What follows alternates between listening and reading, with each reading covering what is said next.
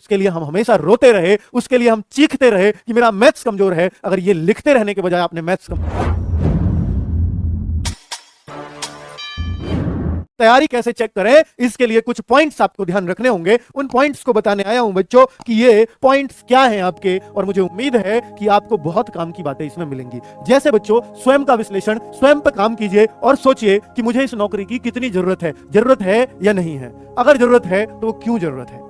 अगर बहुत ज्यादा आपको लगता है कि मुझे शाम का खाने के लिए, रोटियों के लिए भी हमारे घर में कई बार लाले पड़ जाते हैं, और मैं अगर नौकरी नहीं लग पाया तो हो सकता है अपने माँ बाप को 2 वक्त का खाना भी देना मेरे नसीब में ना हो। और बच्चों, ये सबको पता है कि गरीब पैदा होना पाप नहीं है, गरीब मरना पाप होता है। अगर आप बच्चे पैदा गरीब घर में हुए हो तो ये आपकी कोई गलती नहीं है इसमें, लेकिन आप अगर गरीब ही मर जाओगे तो ये आपकी ही गलती होगी। इसके जिम्मेदार सिर्फ आप होंगे, क्योंकि आपके पास इस नौकरी में जाने का बहुत अच्छा अवसर था जो आपने अपने हाथों से जाता हुआ देखा है। तो मैं आपसे बच्चों यही कहना चाहूंगा, स्वयं का विश्लेषण करिए। अभी 50-60 दिन का समय है, अभी कम समय नहीं है। आप ये देखिए कि मैं जो कर रहा हूं, क्या कर रहा हूं, मैं कितने घंटे मेहनत कर रहा हूं, मैं कितने घंटे पढ़ रहा हूं। खुद पर काम करिए बच्चों। मैं कितने घंटे पढ़ रहा हूं जरूर चेक करो, और घंटे में किस तरीके से पढ़ रहा हूं। बस बच्चे एक बात देख लेना, जब भी आप घंटे बांटते हो पढ़ाई के, तो आपको फिर दूसरी चीज एक बात देखनी चाहिए कि मैं मॉक टेस्ट में अपनी और बच्चों से तुलना करूं तो मैं खुद को कहां देखता हूं, उनकी तुलना में मैं कहां हूं, ऐसे कैसे खुद को चेक करूं।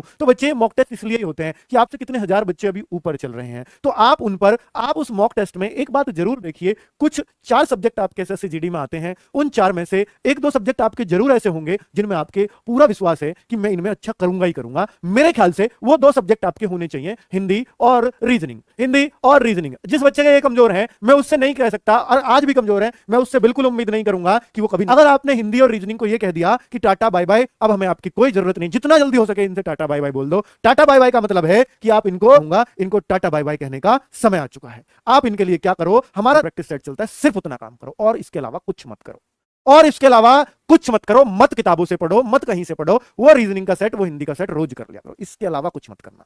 ठीक है, तो इन दोनों की टेंशन आपने खत्म कर दी। अब सारा टाइम सिर्फ 2 चीजों पर देना है, और वो उन दो चीजों में आपको पहचानना पड़ेगा कि हमारा कौन सा विषय कमजोर है। बच्चे, सभी के 99.99% बच्चों के मैथ या जीएस, बस यही 2 कमजोर मिलते हैं, ये कमजोर किसी के नहीं मिलते। मैथ्स और जीएस, क्या सभी के भी, आपकी भी, अगर क्या इनमें ही गलतियां ज्यादा होती है, खुद बताओ बच्चों कमेंट करके। क्या मैथ्स और जीएस ही आपकी टेंशन है? इनमें भी एक को पहचानो कि इनमें ज्यादा टेंशन कौन सी। कुछ बच्चों का मैथ्स बहुत अच्छा होता है, कुछ बच्चों की रटने की क्षमता बहुत अच्छी होती है, मैथ्स बहुत खराब होता है। तो बच्चे, दोनों के लिए सॉल्यूशन है मेरे पास, सॉल्यूशन है। अपने कमजोर विषय को पहचानो। अगर आप मैथ्स को पहचान लिया कि मेरा मैथ्स कमजोर है, तो आप उस मैथ्स में यह बताओ कि आपको बिल्कुल भी उस विषय को, उस सब्जेक्ट को, उस मैथ्स को पढ़ने का मन कतई नहीं करता होगा, करता भी होगा तो जबरदस्ती करता होगा कि मैं नंबर लाना यार, मेहनत कर लो मैथ्स में। तो बच्चे, वास्तव में ऐसा होता है कि क्योंकि उसको हमने कभी टाइम ही नहीं दिया, उसके लिए हम हमेशा रोते रहे, उसके लिए हम चीखते रहे कि मेरा मैथ्स कमजोर है। अगर ये लिखते रहने के बजाय आपने मैथ्स कमजोर है, ये टाइम मैथ्स को दिया होता तो मैथ्स आज मजबूत हो गया होता, क्योंकि आपने कभी ऐसा सोचा ही नहीं कि मैं मैथ्स को स्ट्रांग भी कर सकता हूं। और बच्चों, अगर सोच लेते तो मेहनत करनी पड़ती, और मेहनत करनी पड़ती तो मैथ्स स्ट्रांग हो गया होता। दूसरा कोई तरीका नहीं है। बस मैं आपसे इतना कहूंगा, जिन बच्चों का मैथ्स वीक है, बच्चे ध्यान देना मेरी बात पर, जिन बच्चों का मैथ्स वीक है, तो आप बस एक काम करो कि अपने स्ट्रांग चैप्टर्स लिखो कि आपके स्ट्रांग चैप्टर्स कौन से हैं मैथ्स में। आपका कुछ तो स्ट्रांग रहा होगा। अगर आपने 1-2 साल मैथ्स को दिया है फिर भी वीक बता रहे हो, तो आप अपने मैथ्स के स्ट्रांग चैप्टर लिख दो। आप कहते हो सर मेरा एवरेज बहुत अच्छा है, मेरे को परसेंटेज बहुत अच्छा लगता है मैथ्स में, तो आप ऐसे अपने अच्छे चैप्टर्स ढूंढ लीजिए कि मैथ्स में जो आपको बहुत पसंद हो।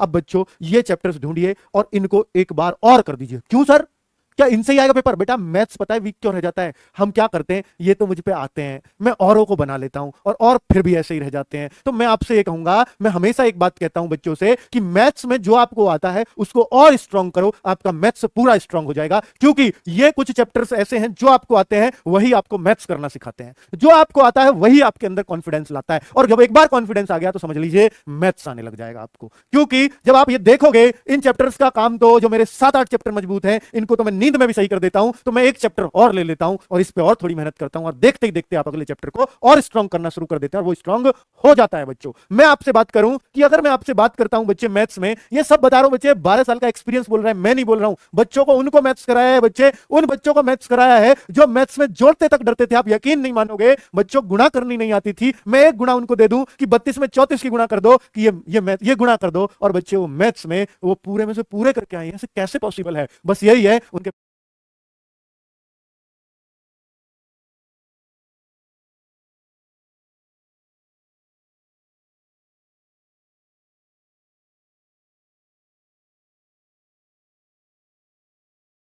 यदि आप एसएससी जीडी की तैयारी करना चाहते हैं, तो आपके लिए एक स्टडी गाइड बुक है, जो चक्षु प्रकाशन द्वारा प्रकाशित की गई है। इस बुक से आप अपनी तैयारी को बहुत अच्छा बना सकते हैं। इस बुक में आपको एक साथ ही हिंदी, जीएस, मैथ, रीजनिंग मिल जाते हैं, जिनसे आप अपनी तैयारी को बहुत अच्छा बना सकते हैं। अगर आप इनके मॉक टेस्ट लेना चाहते हैं, तो आपको इनके प्रीवियस क्वेश्चन पेपर और इनके द्वारा बनाए हुए खुद के 15 मॉक टेस्ट उस बुक में मिल जाते हैं। तो आप इस बुक को ऑनलाइन या ऑफलाइन दोनों प्रकार से ले सकते हैं। यदि आप इस बुक को ऑनलाइन लेना चाहते हैं, तो आपको इस बुक का लिंक डिस्क्रिप्शन बॉक्स में मिल जाएगा, वहाँ से आप इस बुक को ले सकते हैं। यदि आप इस बुक को ऑफलाइन लेना चाहते हैं, तो ये बुक आपके नज़दीकी मार्केट में उपलब्ध है, आप वहाँ से इस बुक को परचेज कर सकते हैं। उनके पीछे पढ़ना पड़ता था, ये बताना पड़ता था कितने घंटे पढ़ रहे हो, ये काम हुआ है कि नहीं हुआ, नहीं हुआ तो क्यों नहीं हुआ, इसका जवाब दो, और देखते ही देखते उनका इंटरेस्ट इतना बढ़ गया मैथ्स में